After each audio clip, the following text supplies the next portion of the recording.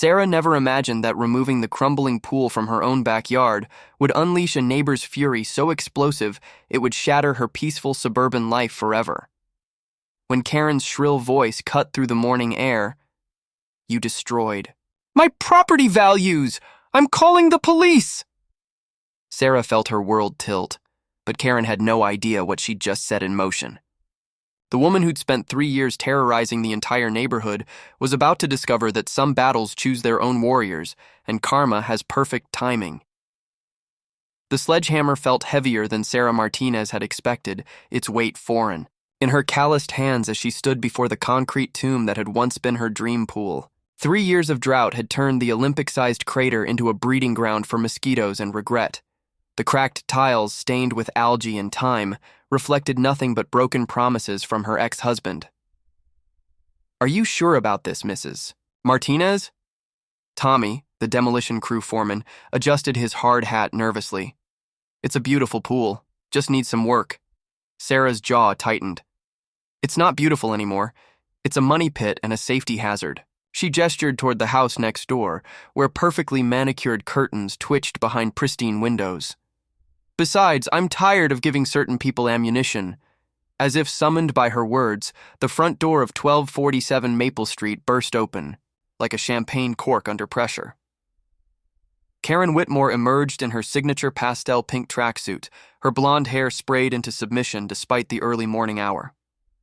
Her face was already twisted into the expression Sarah had come to know well, righteous indignation mixed with barely contained rage. "What is the meaning of this racket?" Karen's voice could have shattered the remaining pool tiles. She marched across her lawn, her designer sneakers leaving perfect impressions in grass so green it looked artificial. "It's 7:15 in the morning." Sarah didn't look up from where she was marking the concrete edge with spray paint. "Morning, Karen. Beautiful day for some demolition, don't you think?" "Demolition?" The word came out strangled. Karen's pale blue eyes widened as she took in the scene, the crew, the equipment, the sledgehammer in Sarah's hands. "You can't be serious. You're destroying that gorgeous pool?" "It's my pool, Karen. On my property." Sarah straightened, meeting her neighbor's horrified gaze. "I can do whatever I want with it." For a moment, Karen stood frozen, her mouth opening and closing like a fish gasping for air. Then the color drained from her face entirely, replaced by a flush so deep it clashed violently with her pink ensemble. "Do you have any idea what you're doing to property values?" Karen's voice climbed octaves. "That pool is the crown jewel of this neighborhood. I specifically bought this house because of the view of your backyard." Sarah felt something snap inside her chest. Not break, but realign, like a bone setting properly after being crooked for too long. "You bought your house for the view of my backyard?" "Well, yes, obviously," Karen gestured wildly. "The real estate agent specifically mentioned the beautiful pool next door. It's part of my property's appeal." The demolition crew had stopped, working, their tools hanging forgotten in their hands as they watched the exchange with the fascination of spectators at a tennis match. Tommy cleared his throat uncomfortably. "Ma'am, we really should get started if—" "You will not start anything." Karen whirled on him, her finger jabbing the air like a weapon. "This is vandalism. This is destruction of neighborhood property. This affects everyone." Sarah laughed, the sound harsh and unfamiliar even to her own ears. "Neighborhood property? Karen, it's my pool. I paid for it, I maintained it, and I'm paying to have it removed. You don't get a vote." "We'll see about that." Karen's voice dropped to a dangerous whisper. She pulled out her phone with the dramatic flair of a gunslinger drawing their weapon. "I'm calling the homeowners association. I'm calling the city. I'm calling the police if I have to." "The police?" Sarah stepped closer, and Karen actually took a step back. "You're going to call the police because I'm renovating my own property? You're destroying property values. You're creating a nuisance. You're... Karen sputtered, her face now approaching the color of a ripe tomato. "I'm what, Karen?" The question hung in the air like smoke. Sarah realized the entire street had gone quiet, No lawnmowers, no barking dogs, even the perpetual hum of air conditioners seemed muted. Curtains twitched in windows up and down Maple Street as neighbors materialized to witness what everyone had been waiting 3 years to see. Karen's chest heaved as she struggled to find words adequate to her rage. Finally, she managed. "You're being deliberately destructive and selfish. You know how hard I've worked to maintain the standards of this neighborhood." "Standards?" Sarah's voice was dangerously quiet now. "Is that what you call harassing the Johnsons about their fence height? Measuring my grass with a ruler? Calling code enforcement on elderly Mr. Peterson because his mailbox was 2 inches off regulation?" "I maintain property values," Karen shrieked. "Someone has to care about keeping this neighborhood respectable." "Respectable?" Sarah nodded slowly. "Right. Like when you had my car towed from my own driveway because it was an eyesore? Or when you filed a complaint about my Christmas lights being up 2 days past New Year's?" The crowd of neighbors was growing. Sarah caught sight of Jim and Linda Johnson standing in their doorway, their faces a mixture of amazement and glee. Mr. Peterson had emerged from his house with his coffee mug, settling into his porch chair, like he was preparing for a show. Karen noticed the audience too, and it seemed to fuel her fury rather than embarrass her. "You people don't understand!" She turned in a slow circle, addressing the growing crowd like a prosecutor making her closing argument. "Property values are everyone's concern. When one person lets their standards slip, it affects us all." "My standards?" Sarah felt the sledgehammer grow heavier in her grip. "Karen, in the 3 years I've lived here, you filed complaints against every single family on this street. You've called the city on children's chalk art. You've demanded I remove bird feeders because they attracted vermin. I've maintained order." Karen's voice cracked like a whip. "And I won't let you destroy what I've built here." Sarah looked around at her neighbors, people who'd lived in fear of stepping outside their own homes without perfect landscaping, people who'd stopped their children from playing in their own yards, people who'd learned to live under the constant threat of Karen's surveillance and complaints. "What you've built?" Sarah's voice was steady now, deadly calm. "Karen, you've built a prison, and I'm done being your prisoner." She raised the sledgehammer high above her head. The morning sun caught the metal head, sending flashes of light across the watching faces. For a moment, the entire neighborhood held its breath. "If you swing that hammer," Karen's voice was barely a whisper, "I will make sure you regret it for the rest of your life." Sarah smiled, the first genuine smile she'd felt in months. "Karen, I think you've got that backwards." The sledgehammer came down with a satisfying crash that seemed to echo not just through the concrete, but through 3 years of accumulated frustration, fear, and silence. Chunks of concrete flew, and a cheer went up from the crowd of neighbors. Karen's face went from red to white to purple in the span of seconds. She stood frozen, her phone clutched in her shaking hand as Sarah raised the hammer again. "Stop," Karen whispered. Then louder, "Stop." But Sarah was already swinging, and Karen was already dialing 911, and the entire neighborhood was about to discover that some wars don't end with surrender, they end with victory. The sirens wailed down Maple Street like banshees announcing the apocalypse. Sarah wiped concrete dust from her forehead with the back of her glove, watching as 2 patrol cars pulled up to the curb. She'd managed to demolish a significant section of the pool's shallow end before Karen's frantic phone calls had summoned what appeared to be half the city's emergency services. "Thank God you're here." Karen rushed toward the first officer like a drowning woman reaching for a life preserver. "She's destroying property. She's creating a public nuisance. She's completely out of control." Officer Martinez, no relation, despite the shared surname, stepped out of his patrol car with the weary expression of a man who'd answered too many neighbor disputes. His partner, a younger woman with keen eyes, surveyed the scene with professional interest. "Ma'am, please, step back," Officer Martinez said gently, raising a hand toward Karen. "Let's all take a breath here." Karen's breath came in short, sharp gasps as she pointed accusingly at Sarah. "She's been destroying that pool for 2 hours. The noise, the dust, the complete disregard for everyone else in this neighborhood, because, leaned against her sledgehammer, suddenly aware of how she must look.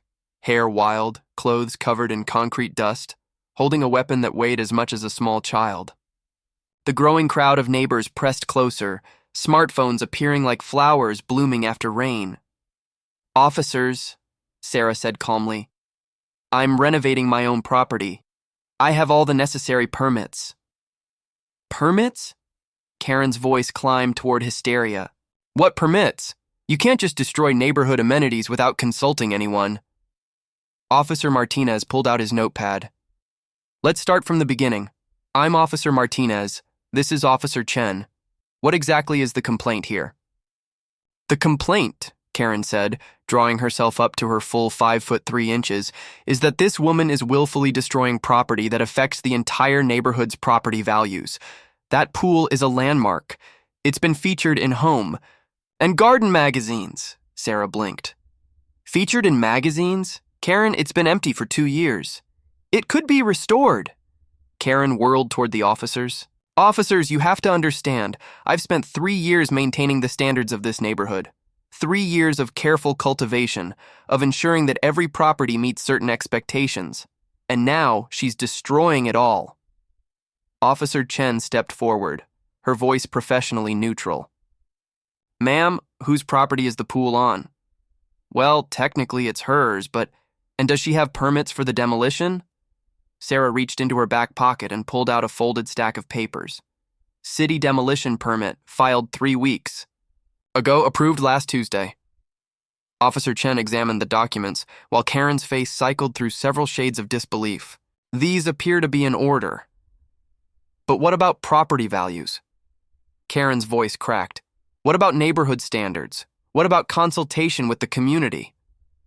"Ma'am," Officer Martinez said gently, "property owners don't need community permission to renovate their own homes as long as they follow city codes and HOA regulations."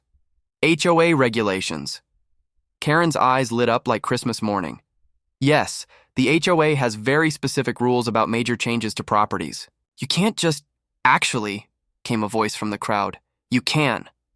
Everyone turned to see Margaret Wu, the HOA president, approaching with a manila folder in her hands. She was a small, efficient woman in her 60s who'd moved to the neighborhood 6 months ago and had somehow managed to get elected to the HOA board by actually reading the bylaws. "Margaret!" Karen's voice held a note of desperate hope. "Thank goodness you're here. Tell them about the regulations." Margaret smiled, politely. "The regulations are quite clear, Karen. Property owners have the right to make changes to their own property, including pools, as long as they comply with city codes and don't violate any deed restrictions." Karen's face went blank. But, the aesthetics, the neighborhood standards."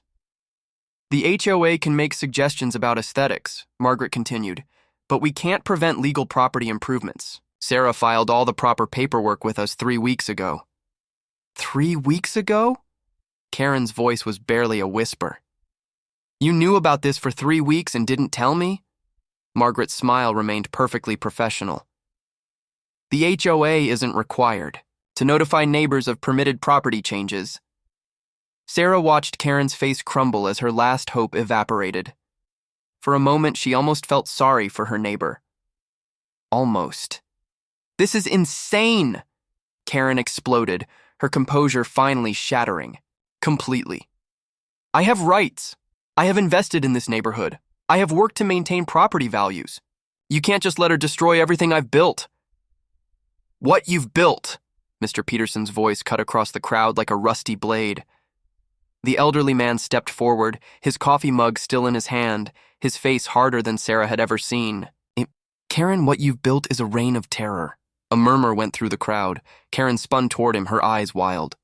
"Mr. Peterson, you don't understand. I understand perfectly." His voice was steady, but Sarah could hear the tremor of suppressed anger underneath. "I understand that you've filed 17 complaints against me in 2 years. 17. For mailbox placement, lawn height, sidewalk cracks, and the color of my front door." "Those were legitimate concerns," Karen protested. "My front door was painted white, Karen. Standard white. The same white it's been for 15 years. Officer Chen was taking notes now, her expression growing more interested. How many complaints are we talking about here? Oh, we're just getting started, called Linda Johnson from the crowd. She pushed forward, her usually gentle face flushed, with years of accumulated resentment. Karen's filed complaints against every family on this street. The Petersons, us, the Washingtons, the new family with the baby, the Hernandez family, added Jim Johnson. Karen called code enforcement because their toddler's toys were visible in their backyard. Toys in their own backyard, Sarah said quietly, letting the implications sink in. Officer Martinez looked up from his notepad. Ma'am, exactly how many complaints have you filed with the city? Karen's mouth opened and closed soundlessly. The crowd pressed closer, sensing blood in the water. I can answer that, came another voice. Sarah turned to see David Chen, no relation to the officer, approaching with a thick folder. He was a mild-mannered accountant who lived 3 houses down and had served as the neighborhood's unofficial record keeper for years. David, what are you doing? Karen's voice was barely audible. I've been keeping track, Karen, for everyone's protection. He opened the folder, revealing a meticulously organized collection of documents. In 3 years, you filed 47 complaints with the city. 47, against 12 different families.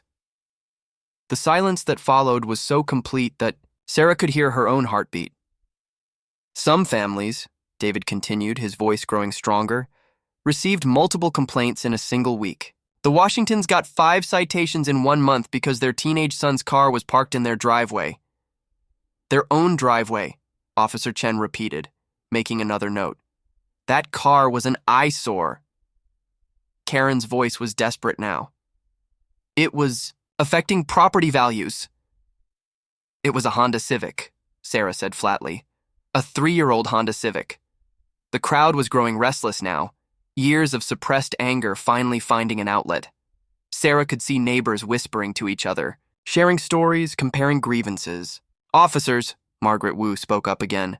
I think you should know that the HOA has received numerous complaints about harassment from residents, all concerning the same individual. Karen whirled toward her, betrayal written across her face. Margaret, I trusted you. I supported your election. You supported my election because you thought I'd help you control the neighborhood, Margaret replied calmly. But my job is to serve all residents fairly. Officer Martinez closed his notepad with a decisive snap. Ma'am, it appears that the property owner has all necessary permits for her demolition work. Unless there's an actual crime being committed, there is a crime. Karen's voice was shrill now, desperate. This is harassment. This is intentional destruction of property values. This is... She stopped, her eyes scanning the crowd of neighbors who had gathered to watch her public humiliation. For the first time, Sarah saw something like fear flicker across Karen's face as she realized that she was no longer the predator in this scenario. This is what, Karen? Sarah asked quietly. Karen's response would change everything. But first, she had to find her voice in a world where, for the first time in 3 years, no one was afraid of her anymore. The sledgehammer felt lighter in Sarah's hands as she waited for an answer that would determine whether this was the end of Karen's reign of terror or just the beginning of her desperate fight to maintain it. Hour to 3. The reckoning, Karen's silence stretched like a taut wire, her eyes darting frantically between the officers, the crowd, and Sarah's sledgehammer. When she finally spoke, her voice came out as a broken whisper that somehow carried more menace than all her previous screaming. You want to know what this is? Karen's laugh was sharp, brittle. This is a conspiracy. All of you plotting against me. Well, I have news for you. I know things about all of you. The crowd shifted uneasily. Sarah felt a chill run down her spine that had nothing to do with the morning air. Karen, Officer Martinez said carefully. What kind of things? Karen's smile was razor thin as she pulled out her phone again, but this time she wasn't calling for help. She was scrolling through what appeared to be hundreds of photos and videos. I document everything. Every violation, every transgression, every little secret this neighborhood thinks it can hide. She held up her phone, showing the screen to Officer Chen. The Washington's teenage son, he doesn't just park in the driveway. He deals marijuana out of that Honda Civic. I have photos, timestamps, license plates of his customers. A gasp went up from the crowd. Sarah saw Marcus Washington, a 16-year-old honor student, go pale as his parents stared at him in shock. That's not... Marcus started, but Karen was already swiping to the next photo. Mr. Peterson's medical condition that requires those frequent visits from that young nurse? She's not a nurse. Check the escort websites. I have screenshots. Mr. Peterson's coffee mug slipped from his hands, shattering on the concrete. His face had gone gray. Karen, you don't understand? I understand perfectly. Karen's voice was gaining strength, feeding off the terror she was creating. The Johnsons claim their fence repair cost $3,000 on their insurance claim. It cost $800. I have the contractor's real invoice. Linda Johnson grabbed her husband's arm, her knuckles white. How did you... I have my... methods. Karen was in her element now, wielding fear like a scalpel. David Chen, our meticulous record keeper, he's been skimming from the HOA funds, small amounts, but it adds up, $2,000 over 6 months. David's folder dropped from nerveless fingers, papers scattering in the morning breeze. I was going to pay it back, he whispered. My daughter's medical bills. And our lovely new HOA president, Margaret? Karen's smile was predatory now. Those references from her previous neighborhood in Portland? Completely fabricated. She was run out of that community for embezzling from their homeowners association. Margaret Wu stood frozen, her professional composure finally cracking. That's not... The charges were dropped. Charges were filed, Karen corrected. That's what matters. Officer Chen was writing furiously now, her expression grim. Officer Martinez had his hand resting on his radio. The crowd of neighbors who had gathered to witness Karen's downfall were now backing away from each other, trust evaporating like morning dew. Sarah felt sick. She'd wanted to stop Karen's harassment, not unleash a neighborhood apocalypse. Karen, what do you want? Karen. Turned those pale blue eyes back to Sarah, and her smile was triumphant. What do I want? I want you to put down that sledgehammer. I want you to restore that pool.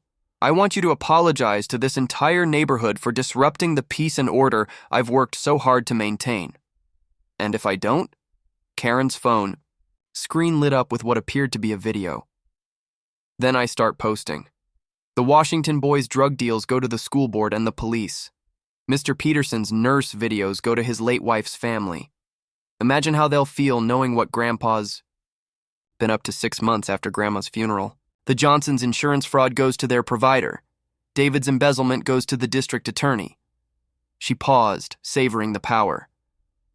And Margaret's background check failures go to every homeowners association in the state.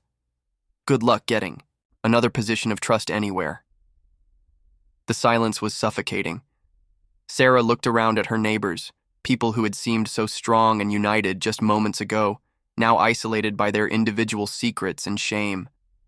Karen had turned them from allies into potential enemies with nothing more than a smartphone and 3 years of obsessive surveillance. You're blackmailing the entire neighborhood, Sarah said slowly. I'm maintaining order, Karen corrected. I'm ensuring that people understand there are consequences for their actions, and right now, Sarah, your actions are threatening everything I've built here. Officer Martinez stepped forward. Ma'am, what you're describing sounds like community oversight, Karen interrupted smoothly. Sounds like one concerned citizen documenting the various illegal and unethical activities of her neighbors, all of which I discovered in the course of legitimate property value protection. Sarah watched Karen's transformation with horrified fascination.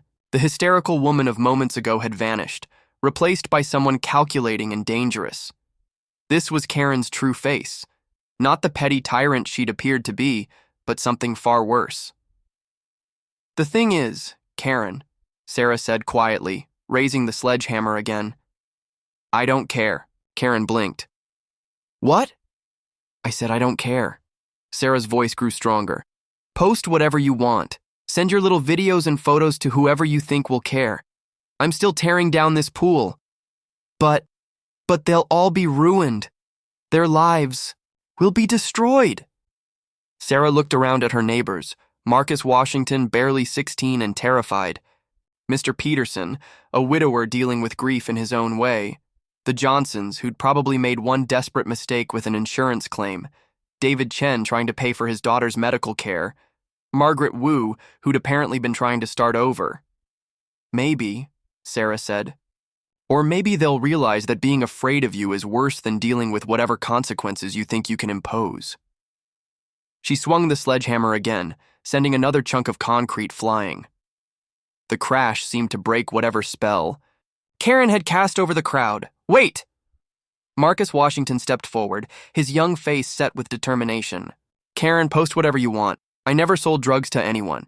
Kids come to my house to study, and yeah, sometimes we smoke weed. You want to call that dealing? Go ahead. At least I'm not spending my life spying on my neighbors. Mr. Peterson straightened, his shoulders. My nurse is my nurse. She's 25 and kind, and she helps an old man who's been lonely since his wife died. If your sick mind turns that into something else, that says more about you than it does about me. One by one, Sarah watched her neighbors find their courage. The Johnsons admitted they'd inflated one insurance claim after their fence was damaged in a storm, and their deductible was more than they could afford. David owned up to borrowing from the HOA funds, promising full repayment. Margaret acknowledged her past mistakes while defending her genuine desire to serve the community better. Karen's phone shook in her hands as she realized her ammunition was becoming worthless. You don't understand. Without order, without standards, this neighborhood will fall apart. Karen, Sarah said, bringing the sledgehammer down one more time. This neighborhood fell apart the day you moved in. We're just putting it back together. The concrete cracked with a sound like thunder, and Karen's scream of rage was lost in the noise. But as the dust settled, Sarah realized they weren't dealing with a defeated enemy. They were dealing with a cornered animal, and those were always the most dangerous kind. Karen's next words would prove that sometimes the most terrifying neighbors aren't the ones who threaten you. They're the ones who have absolutely nothing left to lose. If I can't have order, Karen whispered, her voice deadly calm, then no one can have peace. The sledgehammer suddenly felt very heavy in Sarah's hands, as she realized the real battle was just beginning.